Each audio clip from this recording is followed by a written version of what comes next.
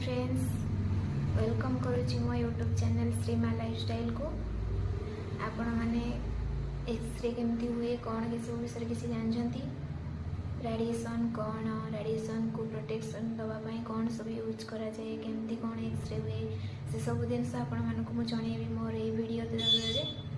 तो आपण मैंने जब जानवा चाहते मो यूट्यूब चैनल सहित जड़ित रुहतु। सांग मैंने ये हूँ लीड एप्रोन, आम जोटा रेडिएशन टू निजक रक्षा करने पिंधि था। रेडिएशन द्वारा आम बहुत गुड़े प्रोब्लेम होता है ना, तो या आम बॉडी पिंधि था। रेडिएशन बहुत गुड़े रही से गगल्स है, देन थायरॉइड रही सब जिन रही। देन यहाँ रही केवल एप्रोनटा, एपटे यार मेसीनटा रही पोर्टेबल मेसीनटा, सब डिफरेंट डिफरेंट टाइप रो मेसीन रही एक्सरे। ये हूँ यार रूम, से काउच से पेसेंट आसिले शोकी एक्सरे होता है।